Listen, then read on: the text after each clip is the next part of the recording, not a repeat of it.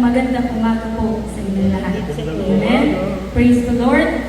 Magpagbukas po kayo sa akin in John chapter 14 verse 1 to 3. Let not your heart be troubled. Ye believe in God, believe also in me. In my Father's house are many mansions. If it were not so, I would have told you, I go to prepare a place for you. And if I go and prepare a place for you, I will come again and receive you unto myself, that where I am, there ye may be also. Huwag na kayong mabalisa, sumampalataya kayo sa Diyos, sumampalataya din naman kayo sa akin. Sa bahay ng aking Ama ay maraming silid. Kung hindi ito totoo, sasabihin ko ba sa inyong pupunta ako roon upang ipaghanda ko kayo ng inyong matitirhan?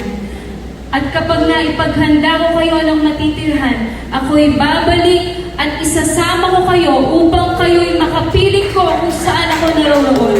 Come on, let's clap our hands to Jesus.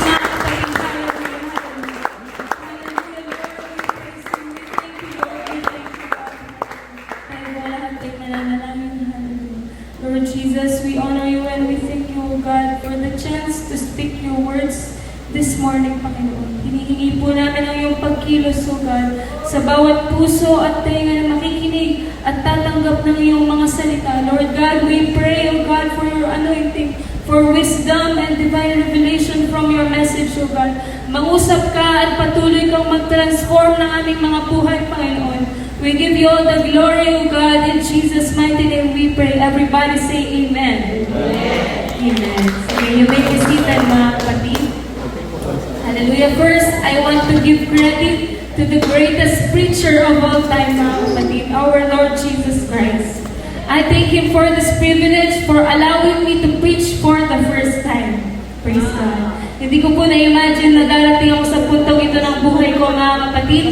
That's why I give glory and praise to Jesus in advance. Hallelujah.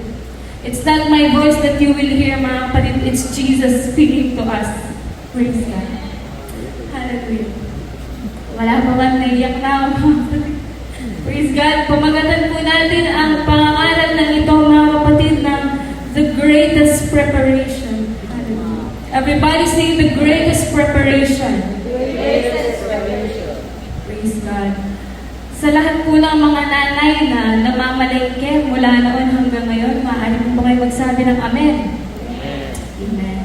At sa lahat naman ng mga anak, magsabi po ng Praise the Lord. Praise the Lord.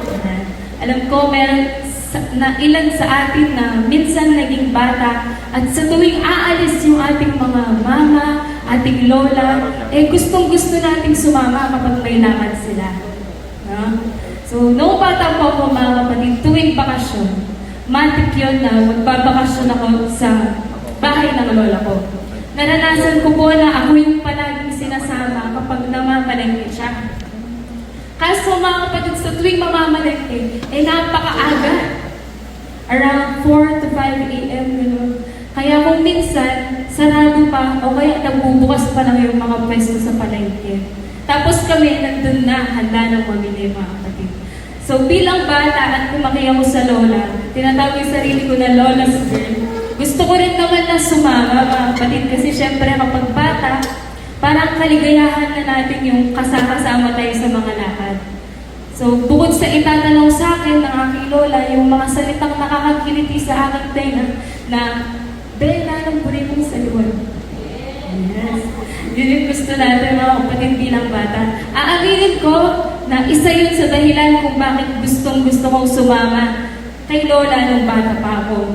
So kahit na yung kamay ko halos mag-violet na, kakabitbit ng mga mabibigat na plastic bag, mga kapatid, gustong-gusto ko pa rin sumama sa kanya.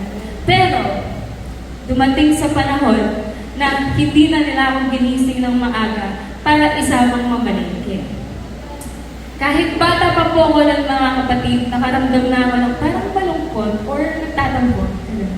So, bakit kaya hindi na ako sinama? Tapos, idadagdag mo pa na pagkising mo, merong biglang balat ng pagkain na gustong-gusto mo, kaso wala nang laman, wala nang natira sa'yo. Praise God. So, umiikot sa isip ko noon, bakit kaya hindi ako sinama.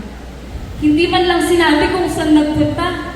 Malay ko ba kung nag-Jollibee tapos hindi ako sinama. Sa pagtanda ko ng kaunti, mga kapatid, naintindihan ko na at na-realize ko na yung mga bagay pa. Praise God. Palakpakan na lang po natin ang ating Panginoon. Sa pangangaral na ito, mga kapatid, hindi po natin pag-uusapan yung buhay ko. Hindi rin naman tungkol sa pamamalengke, yung preaching na ito, mga kapatid. But I just want you to feel the emotions of the apostles during their final dinner with Jesus in flesh. Na para bang sila yung bata na hindi sinama sa family outing. Dahil kasunod noon ay ang pag-alis ng Panginoon at maiiwan sila dahil mangyayari na ang dapat na maganap. Praise Jesus. Hallelujah. Basahin po natin muli sa verse 1 to 3, mga kapatid, sa Tagalog. Huwag kayong mabalisa, sumampalataya kayo sa Diyos, sumampalataya din naman kayo sa akin. Sa bahay ng aking ama ay maraming silid. Kung hindi ito totoo, sasabihin ko ba sa inyong pupunta ako roon upang ipaghanda ko kayo ng inyong matitirhan? At kapag naipaghanda ko na kayo ng matitirhan, ako'y babalik at isasama ko kayo upang kayo'y makapiling ko kung saan ako naroroon. Hallelujah. These words were spoken in the last night of Jesus with the disciples.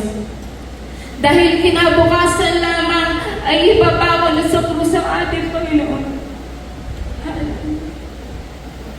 Tinipon niya ang kanyang mga apostol sa huling salo-salo nila sa pagkainan, which is the Last Supper, mga kapatid. Maaaring nang-imagine natin yung kanilang pagsasalo ay napakasaya or nagsiselebrate sila. But sad to tell, mga kapatid, hindi. Hindi ko alam, baka hindi na nakasubo ng lechon si Pedro o si Tomas, mga kapatid. O baka isusubo na lang nila yung pagkain pero maaalala nila na aalis nga pala si Lord. Baka hindi na nakainom ng Coke si James at Philip. Praise God. Kidding aside, mga kapatid, ganun na lang ang bigat ng kanilang mga nararamdaman. Sobrang gulo ng kanilang isipan dahil doon mismo sa silid na yun, in the upper room, ipinunyag ng Panginoon that Judas will betray Jesus. One of you will betray me in John 13:21, and Peter will deny Jesus 3 times. Before the rooster crows, you will deny me 3 times in John 13:38. And Jesus finally telling them, mga kapatid, na He is living. In John 13:33, where I go, you cannot come now. Pag-alis na hindi mawari ng mga apostol kung saan, kung paano at bakit kailangan, mga kapatid. Sa tuwing sinasabi ng ating Panginoon na siya ay aalis at kung saan man siya pupunta ay hindi mo na sila maaaring sumama. Ang response ng mga apostol ay palaging katanungan. Lord, saan ka ba kasi pupunta? Lord, bakit hindi kami pwedeng sumama? Lord, bakit hindi kita pwedeng sundin ngayon? Buong buhay ko, sinusunod na kita. Ang sabi ni Pedro, mga kapatid. Lord, hindi namin alam yung daan sa pupuntahan mo. Saan kasi? Saan ba kasi? Lord, paano na kami? Ang katanungan ng mga apostol. Kumbaga, naranasan din ng mga apostol na maging sad boys sa panahon na iyon, mga kapatid. Sila'y nababalisa, sila'y naguguluhan, sila'y natatakot sa kung ano ang susunod na mangyayari. Kaya't ganun na lamang ang salitang lumabas sa bibig ng Panginoong Jesus. Let not your heart be troubled. Huwag magulumihanan ang inyong mga puso because He knows what is happening and what will happen. Hallelujah. Alam na ng mga apostol na aalis si Jesus, pero hindi nila alam kung anong oras, kung saan, at kung paano ang paraan ng kanyang pag-alis. Hallelujah.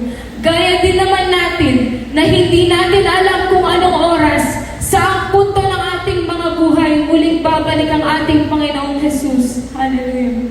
Sa nangyayari ngayon sa ating mundo, mga kapatid, prophecies are gradually being fulfilled. Unti-unti nating nakikita na nangyayari na lahat ng nakatala sa Biblia. Alam ko na ilan sa atin, sasabihin natin na, Hindi naman ako natatakot. Ano ba yung tribulation na yan? Kaya kong mamatay para kay Jesus. No, I'm not afraid. Handang-handa ako kahit ngayon pa eh. Dahan-dahan ka lang kapatid. Baka sabihin sa'yo ni Lord na, sige nga, kung talaga nga. Amen. Praise God. Palakpakan po natin ang ating Panginoon. Alam ko na mayroong espasyo sa inyong mga puso ng pagkabahala. Aminin man natin o sa hindi, mga kapatid, natakot ka rin or natatakot ka sa mga susunod pang mangyayari sa mundo natin. But God is telling you right now, huwag kang mabahala. Akong bahala sa'yo. Don't worry, my child. I got you. Don't worry, my child. I got you. Ang sabi ng ating Panginoon.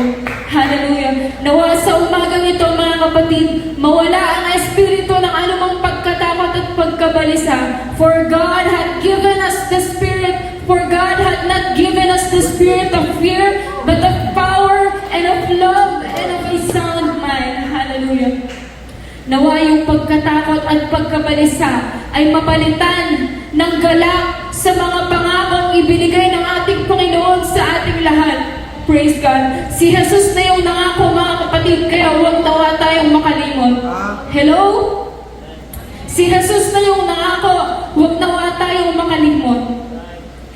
Kasi sa ating mga tao, mga kapatid, kapag tao yung nangako sa atin, lumipas na yung ilang taon, naaalala pa rin natin yung mga pangako nila.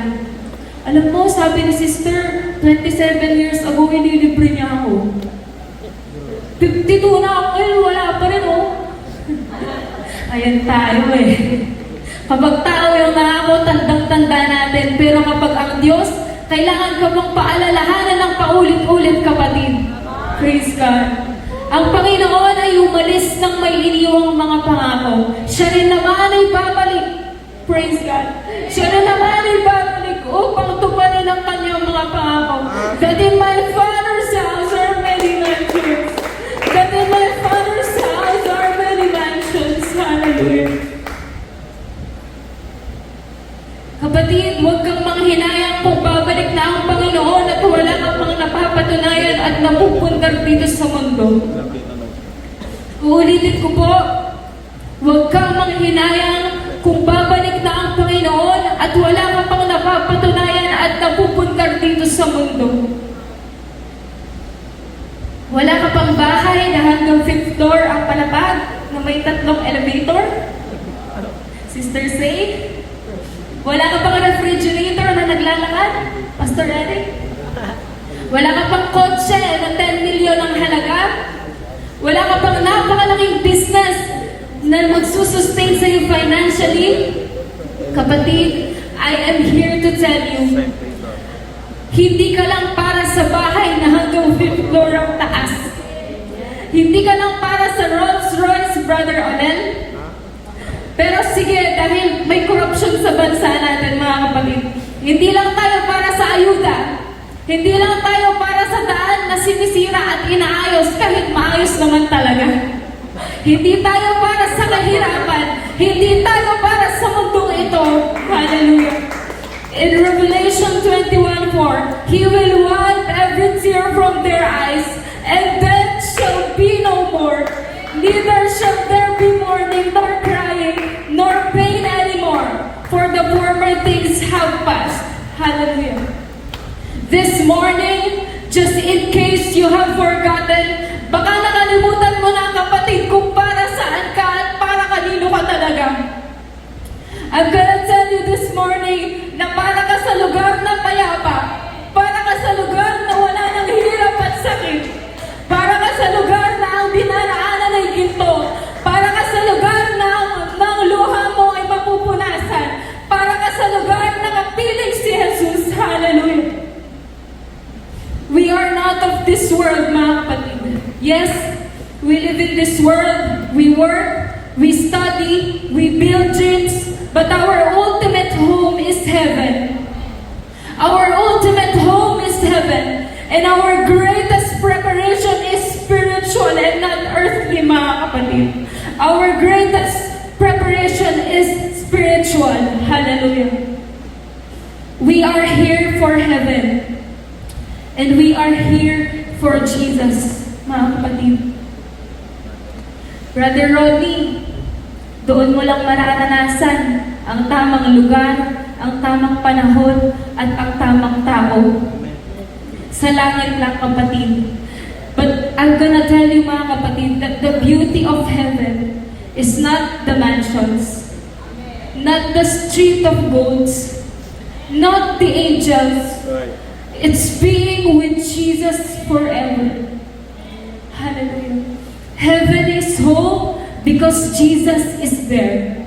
Kung tatanungin tayo kung ano ang pinakamagandang parte ng langit, ayun ay si Jesus ang kasama natin, mga kapatid.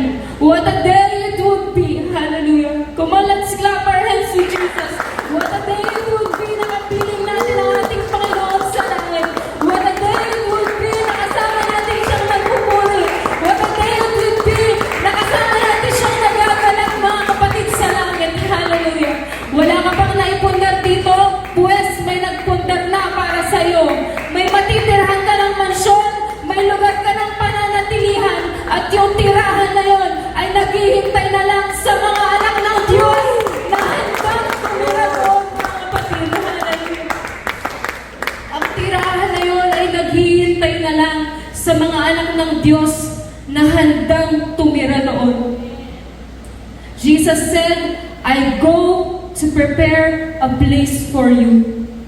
The King of Kings, the Lord of Lords, the mighty God, siya pa ang naghanda ng lugar para sa iyo, kapatid. So if God has already prepared a place for you, so why not prepare for Him too? Uulitin ko po, mga kapatid, if God has already prepared a place for you, so why not prepare for Him too? Bakit hindi natin paghandaan ang muling pagbalik ng ating Panginoong Jesus, mga kapatid? We don't have time. Nagpakuya-kuya-kuy tayo sa ating pananampalataya. Wala na tayong oras, mga kapatid, para mag-relax pa. So why not prepare for Him too?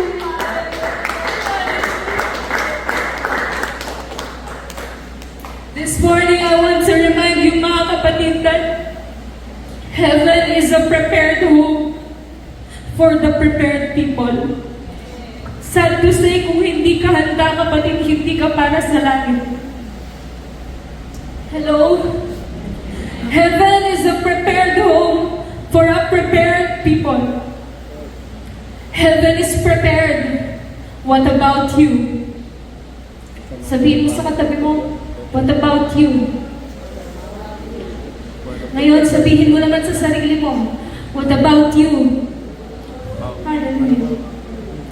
Kung ang ating nag-iisang Diyos ay naghanda para sa kanyang mga minamahal na anak, bakit hindi natin gawin ang dakilang paghahanda para sa mahal at dakila nating Diyos? Now it's your turn. Now it's our turn, mga kapatid. Hallelujah. It's our turn to get ready and to be prepared. The heaven is ready. The mansion is ready. The place is ready. Jesus is ready. Ikaw na lang yung tinatanong, kapatid. Are you ready? Come on. Jesus is knocking, mga kapatid. Kung si Jesus nga naghanda para sa'yo, ano ba ang dahilan natin para hindi tayo maghanda para sa Kanya? In Mark 8:36, for what shall it profit a man if he shall gain the whole world and lose his own soul? Huwag mong ipagpalit ang langit sa mundong lumilipas. Huwag mong ipagpalit ang kaligtasan sa pansamantalang sarap. Huwag mong ipagpalit ang presensya ng Diyos sa presensya ng kasalanan, kapatid. The greatest preparation you will ever make is not for graduation, not for the marriage, not for your future, but for your eternity. Kapatid, darating ang araw na may susunod sa'yo. And you don't know the day, you don't know the hour, you don't know the moment. Pero isang bagay ang alam natin, darating siya. Darating siya, kapatid.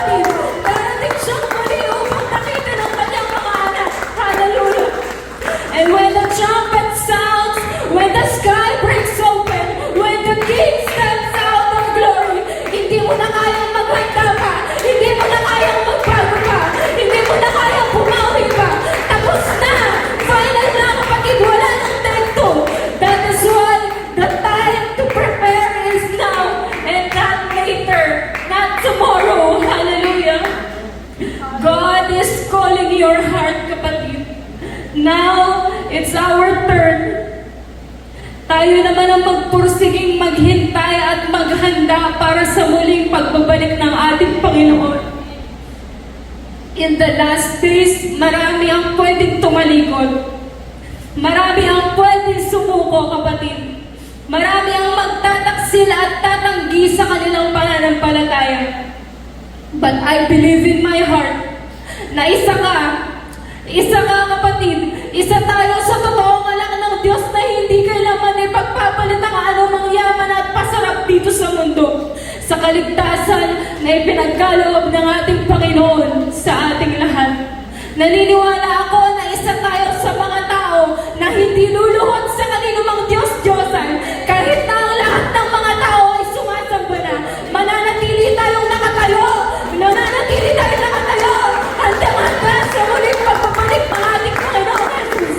Church, if there's one thing na ayaw nating ipagpalit sa kahit anong yaman, anong comfort, or kahit anong tagumpay dito sa mundo, ito yon, the greatest preparation, ang pinakadakilang paghahanda sa muling pagbabalik ng ating Panginoong Jesus. It's not about the greatest investment. Amen? It's not about the greatest achievement na nakamit mo dito sa mundo. It's not about the greatest success. Nakagraduate ka, mataas ang rango mo sa trabaho mo. Hallelujah. It's not about those greatest, mga kapatid. But we are talking about the greatest preparation. Our preparation for the coming King. Hallelujah. Jesus kept His promise. He left to prepare a place for us. Now, in this generation, in this very moment, tayo naman ang dapat na naghahanda sa Kanya. Dahil hindi siya babalik bilang isang bata, hindi siya babalik bilang isang karpintero, babalik siya bilang hari. Babalik siya bilang hari. Ang hari na faithful and true, hari na tapat sa lahat ng pangako, hari na darating para hindi para sa mundo, kundi para sa mga handa na anak ng Diyos. And church, listen to this. Hallelujah. God is telling you, my child, prepare for me. I prepared the place for you. Now, prepare your life for my coming. This morning, I declare with all boldness that heaven is prepared. Jesus is prepared. So what about us? Come on, this is an urgent call for every one of us, mga kapatid. Tumatawag at kumakatok ang ating Panginoon. Anak ko, what about you? Are you prepared? Are you ready?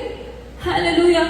If you believe that you will be the one of the prepared people who will meet Jesus in the clouds, the one who will stand, the one